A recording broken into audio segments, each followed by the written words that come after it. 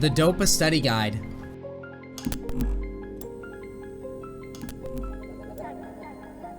So, I'm gonna go ahead and try to find a replay. We'll start with TF for this. And we'll keep working our way through different champions that he plays. This is what Dopa does really well, is he protects KDA really well. So I wanted to find one of those TF games where he protects his KDA, and we're gonna look at spots where I would die that he doesn't. Let's see. This looks pretty decent. He's only level 4. I couldn't see the Shyvana clear, which I actually wanted to see for the purposes of discussion. 3 minutes 50 seconds in.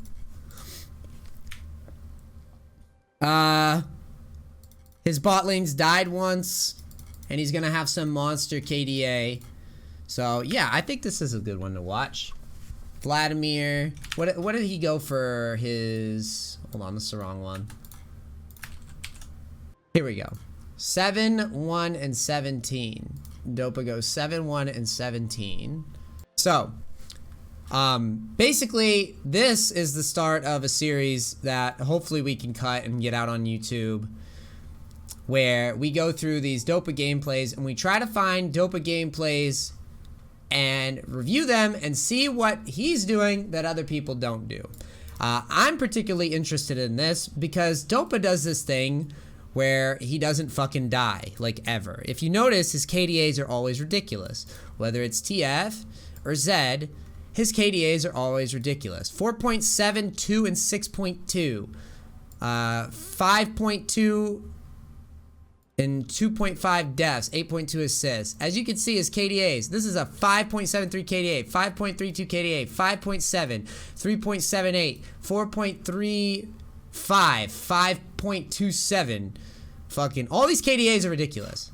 Yeah, it's just it's similar to Midbeast, but it's me. So he doesn't have a fucking monopoly on looking at replays. I'm sorry. I like Midbeast, but if you're insinuating that I'm stealing his content, that's ridiculous because we're not going to come to the same conclusions. That'd be retarded. That'd be like saying different commentators view the LCS, so the commentators taking the other commentators' content. No, that's retarded. Okay. So now that I've addressed that, it's good that you made such an idiotic comment like that so that I could address it right out the fucking gate. But yeah, so this is the runes. And here he goes. Sorcery, Mana Flow Band, Celerity, Scorch. And then obviously the Resolve Tree, you have this Resolve Tree thing has always weirded me out because I didn't know that we took the Resolve Tree. If you don't know, essentially what Dopa does is he has people that actually he pays to research what builds are best. So if you notice when the preseason patch came out, he didn't show up right away. He waited like a week or so before he started playing on the preseason patch. Because he has like little Chinese sweatshop guys that just like literally grind and tell him the best builds, the best runes, the best everything. He literally pays people to do that. So this is what he came up with versus TF versus Vladimir. He uses the Resolve Tree to get some MR from the Resolve Tree, and he uses Second Wind to get some health over the course of the duration of Harass, right? And he always goes Doran's Ring. He did the same exact line last season versus Vladimir, and he pretty much took Ignite every time. And then obviously he goes Arcane Comet over like Airy for TF. So that is his runes. That's his build right there. We'll talk about the specifics of his build and why he does it as we're going over the replay. What we're looking for is not so much the laning. I mean, the guy's really good at laning. We know that. What I'm more interested in is what he does in like the mid to late game. Because I think that the laning, we can be kind of lazy and we could just look at the lane phase and go, haha, he's so good at laning. But the laning isn't necessarily what wins him the game. It's how he handles his lead. Yeah, ultimate hat's not really necessary on TF because you don't actually wind up ulting that often to justify it.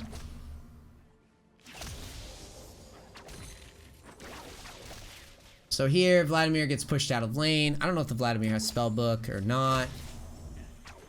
But he does. He switches over to TP. And right away, Dopa says, you know what? You TP back in the lane. I'm not going to linger around and put myself into kill range. Oh, nope. He says, you know what? Fuck that shit. I actually need to push this wave because Vladimir's going to try to freeze the thing. And because Dopa fake backs here, Vladimir tanks the same. I want you to see this. He decides he's going to back, right? Initially. And then he's backing because he's saying, well, at this point, I need to reset because if Vladimir keeps this HP lead over me, this might become annoying real quick if I don't match it, because the guy came back with a revolver, right? And guns are scary. So he goes to back. Vladimir decides, oh, he's going to back, and I'm going to try to freeze the lane. And as a result, takes a lot of HP and damage. And Dopa says, you know what? I'm actually going to step up here and push this next wave in because I can harass you now. And if I don't push this wave in, there's going to be a freeze here. And I'm going to lose more XP than I'd like to lose. So I'll say, fuck that shit. I'm going to push. Which I think is pretty smart, right? It's like, nah, you don't get to freeze on me, dog. So he's going to get the wave under the tower. And I think he's going to back, like, after he pushes this under. It makes the most sense.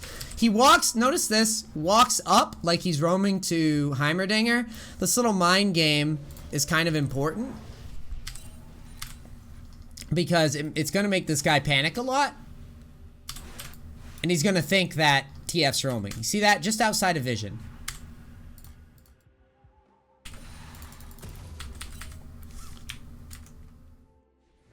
Runs back to mid. Goes Catalyst first in this matchup.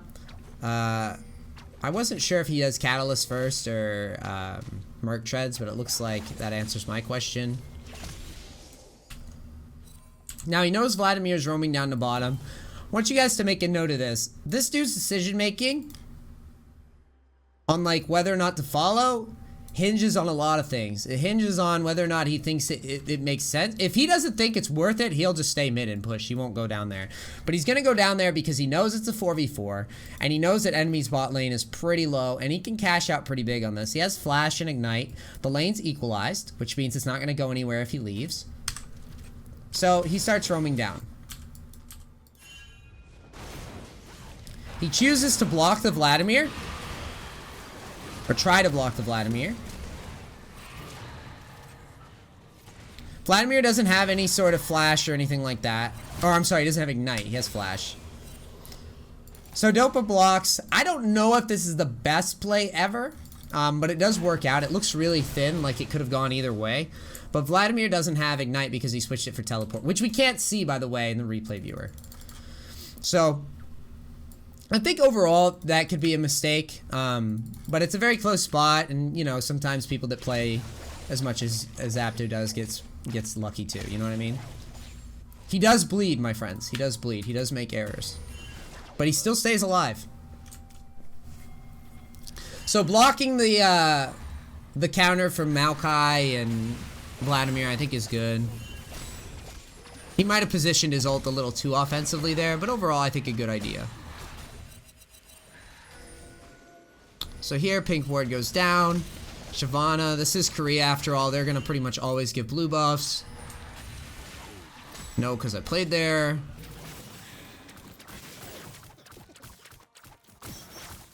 And now we are just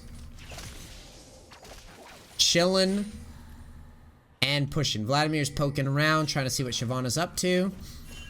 Notice how he auto-attacks before locking the yellow card. He's trying to get Vladimir to pool. Just want to point that out. There, he doesn't pool. He doesn't have flash. I want to know if he knows where Maokai... Oh, he knows Maokai's bottom. So see, he doesn't just harass here unless he knows Maokai's there, by the way. It could be pretty scary to do that. Especially without Merc Treads. And flash. Now, see, notice the reposition. He saw Maokai leave bottom, rotate to mid.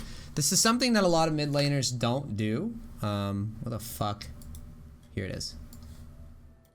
A lot of mid laners don't play towards the top side. We talk about it a lot.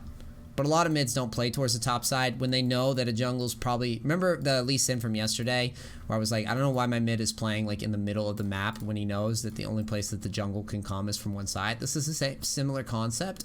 Maokai leaves from bottom and starts moving towards mid. So Dopa shifts up to the top of mid and he shifts up towards his team. And he's got a pink ward here, so he knows that they can't see if he goes into this brush, and they have no idea what, you know, is in this brush. So you can see that positioning. Maokai's going to be annoying in zone. It's a good play by Maokai. Tries to stop Vladimir's back, just misses the stop, and then he's going to jam this wave and probably back himself. Maokai can show up for a gank sometimes. Doesn't look like it's going to happen.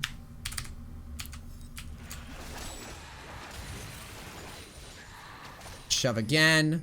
He's got enough here for Merc, Treads, and a Blasting Wand, I believe. Now we're looking bottom again. Ult comes out. Same thing as before. He's going to assess, hey, is this worth my time? Looks pretty good.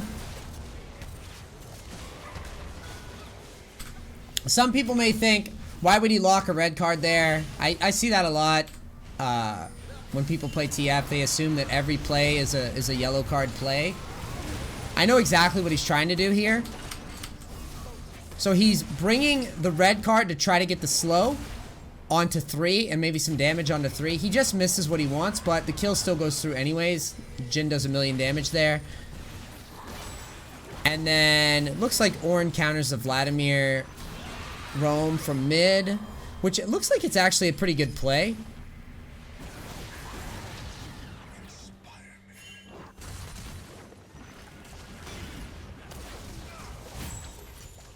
And then the follow-up with the Q and auto. Really well played. No, Heimerdinger's pushing top. A 3-man push versus Heimerdinger. Pretty sure that Heimerdinger will lose this if they continue to push. Might be close. No. No, I think they get it. They get it first. Nope. So it's going to be equalized. Shyvana equalized top. Bot lane gets in position with the Maokai, and then there you go. That's a break-even spot. Cool thing about Korea games is they're oftentimes pretty short.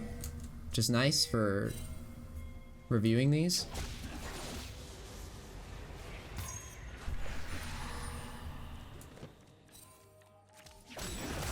Here, Heimerdinger just derps, gets out of line.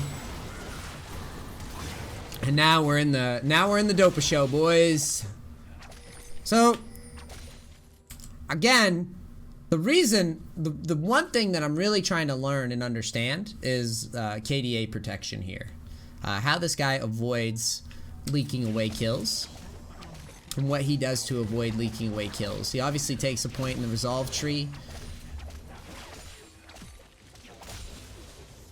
Here he pushes in. And then decides he's going to move towards bottom.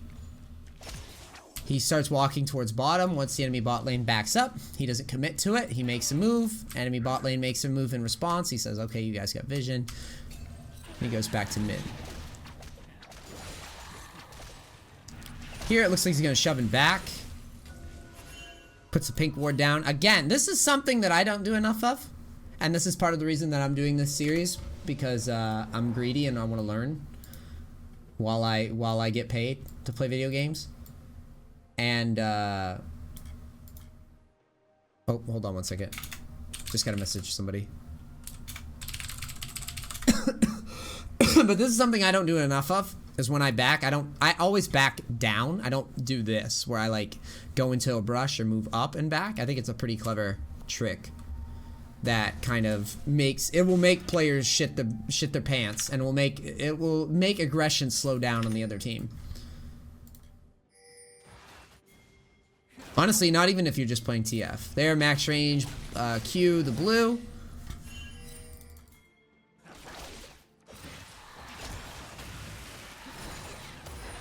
Notice how he always tries to avoid even the slightest bit of harass. Like, you'd think, oh, I'm 4-0.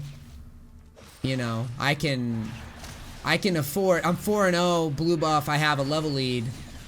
I can afford to go ahead and take a trade occasionally. He really doesn't. He says, you know what? Nah, fuck you, bro. Blue team's turret has been destroyed.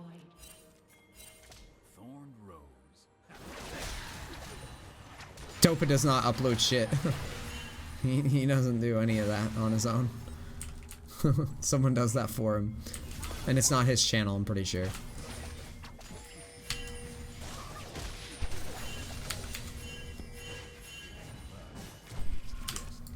I want to see what he sees here.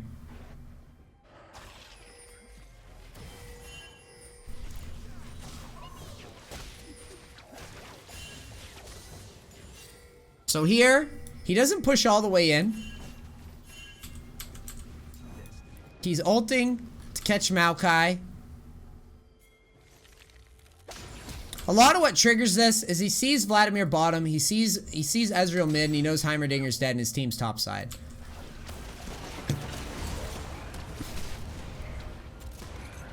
Knocks Maokai into the pit.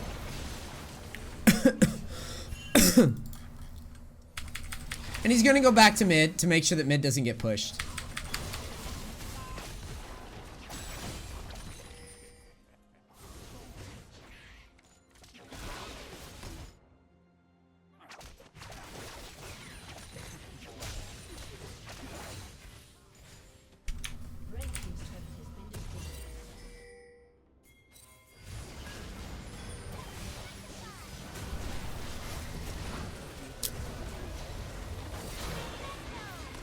Now, I want you guys to notice on every roam that's been made in this replay, he hasn't really missed any farm. If you look at it, his CS 155 at 18 minutes. Even when he's like moving around the map like ulting, he's done a pretty good job of farming into a lane that he doesn't really want to trade into. Like he doesn't really want to trade into Vladimir like ever, even with the lead. He avoids trading into Vladimir at all times.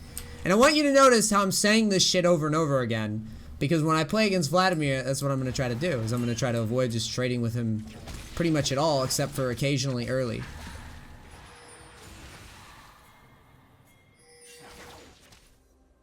Mostly he's just poking and avoiding him, feels like.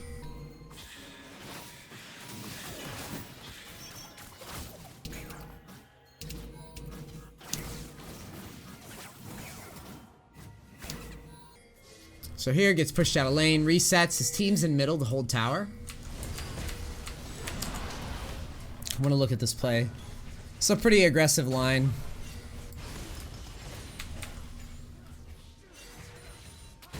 Sees Vladimir bottom, sees Ornn bottom. Sees Shyvana with ult. Ezreal E's forward.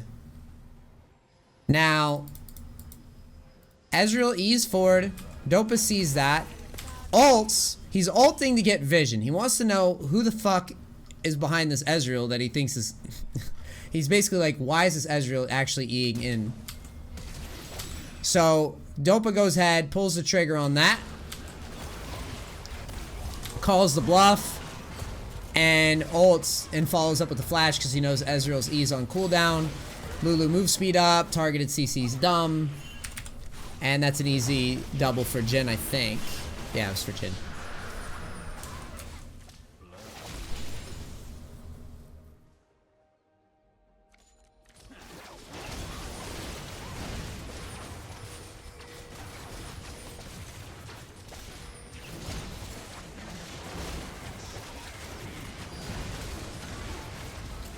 Oh boy.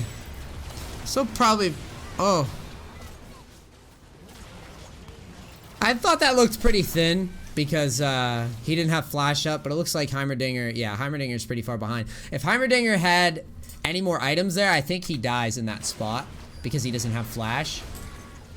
Basically, you could see as soon as he sees that Heimerdinger's rotating down, he starts repositioning. Heimerdinger commits with the flash, but misses the stun. That actually might have been the difference between a kill and not a kill.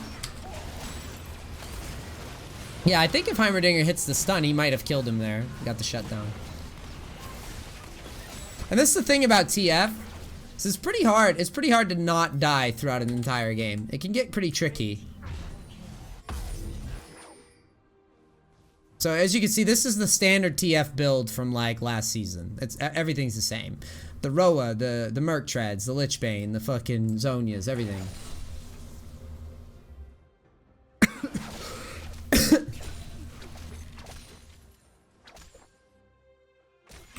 So this is the first time we've seen him step into a side lane through the whole replay. Here he does it when his team has Baron. He wants to 1-3-1. I'm on board with this. It makes total sense to me. Main thing here is no one can really stop him from pushing, because if they try to collapse on him, if anybody tries to collapse on the dude, he's just gonna ult away in most cases. And he has a lot with Merc Treads that he doesn't have much to worry about. So he doesn't keep pushing. He actually groups, he gets a shove going, and then he doesn't push all the way in, and he decides to group. So let's see why he's doing this. He walks, let me back this up. I want to know why.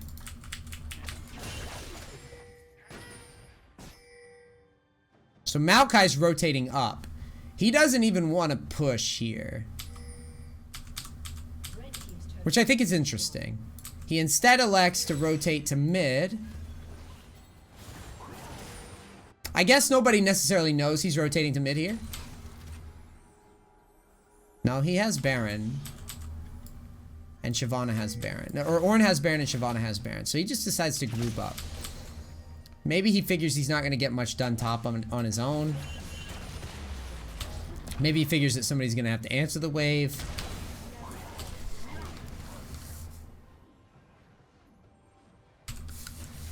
Decides to go mid.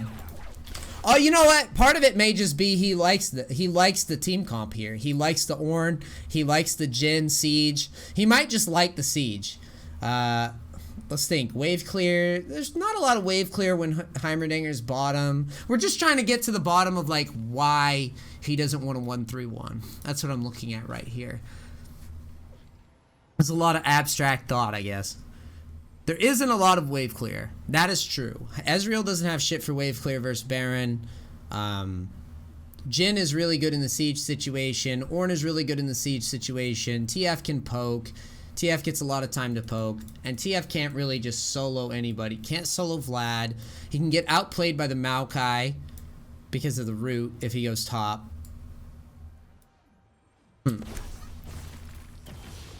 It's interesting, because I would think that he would push into that point, but he doesn't. Eating a lot of Qs. So Maokai looks to engage, everybody backs up and says, nah. Vlad comes in, Ornn is gonna peel. TF has no sum, so he's gonna be playing pretty far back. Maokai flashes in. Pretty ambitious flash. Main reason is, of course, his teammates aren't in any position to follow up. Notice the repositioning. Doesn't really step too close to the fight ever, just calmly kites back. And then the split off to bottom right away. Split off to bottom with Baron right away to get an objective. Notice as soon as the fight ends, what can I do with it?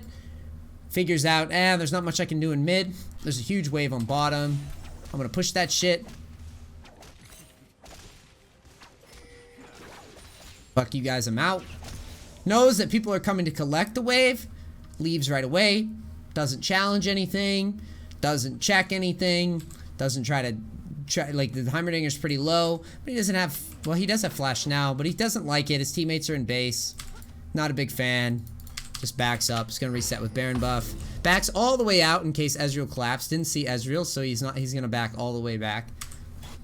And then he's probably got Zonias now. Yeah, he's got Zonias.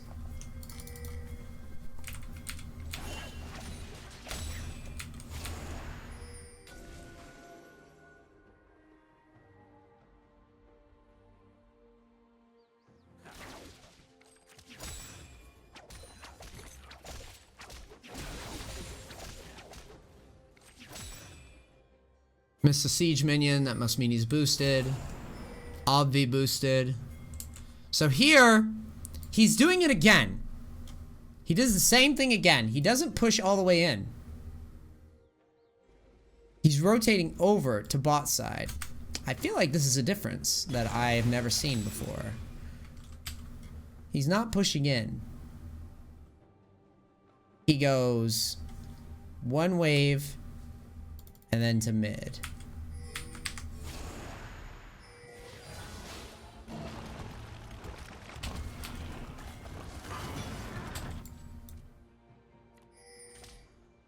Here, he knows he can't reach the bottom of the map, so he goes and pushes mid.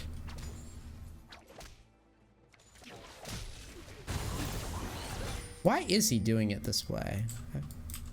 He sees Vladimir, says, no, I'm not interested. Always very, like, he's not passive because he's there, but it's a float. It's very similar to split push float. He never trades with this dude, like ever. Like the whole game, he's there, but he's not trading with him, which I find interesting.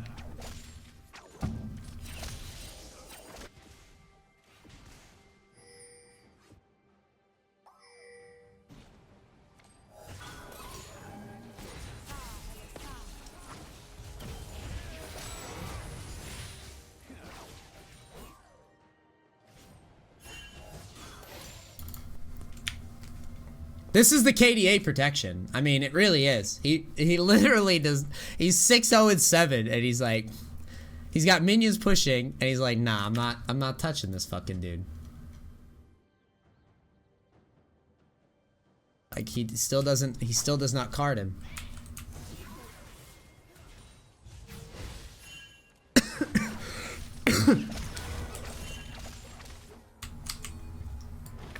So here, sees a fight breaking out on bot side. Heimerdinger goes head. Zhonya's the dive, backs away. Dopa moves in, but he's not ulting. He's just walking over because the fight looks good. And he's just going to go ahead and hit the tower. After dropping the stun card on Ezreal.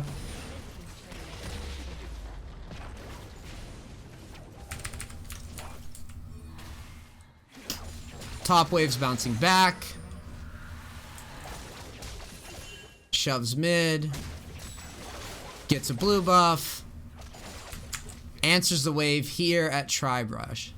So, one wave shove to here. Rotate to mid. Do his little fight. Walk around, grab the wave here.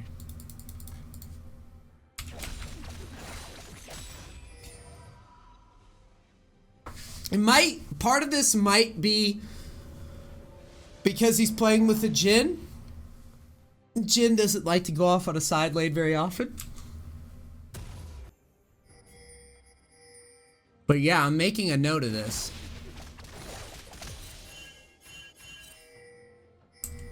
Does it here, doesn't push in. One wave shove. Stays towards the middle of the map.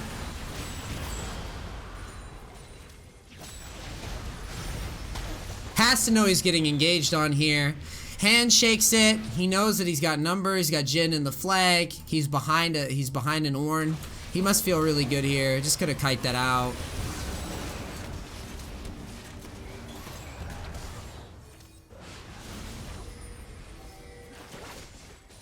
We're about to see, spoiler alert, enemy team steals Baron.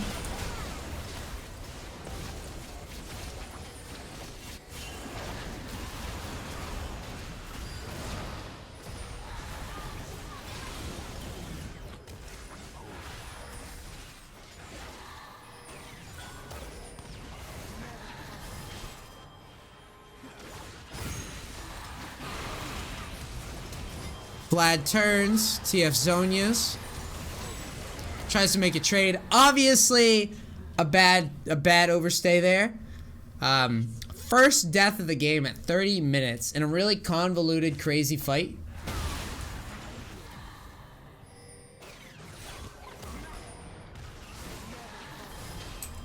So here, after he gets Vladimir's Zhonya's, this was when we know we fucked up. A flash Zhonya's might have been better. So if he had flashed and then walked it out until the Vladimir fucking AIDS ticks or whatever, he could probably survive. And that's 30 minutes without dying. 30 minutes without dying. Enemy team gets Baron. Dopa's obviously boosted. Waste flash and doesn't get a kill.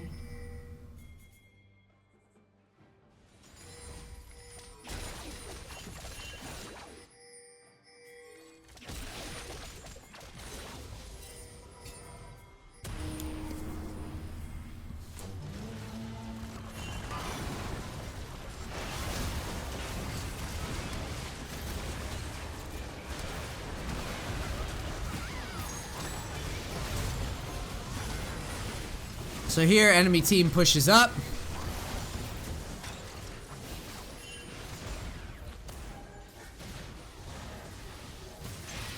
Oh my god. That Jhin damage. Very, very likely that an ult's coming down. He's gonna follow the Heimerdinger, knows he's pretty slow. And that's GG.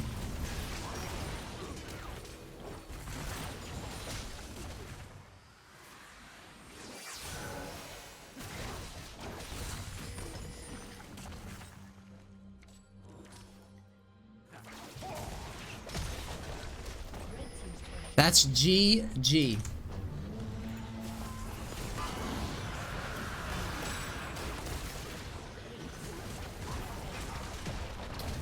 So, what did we learn? We can watch this.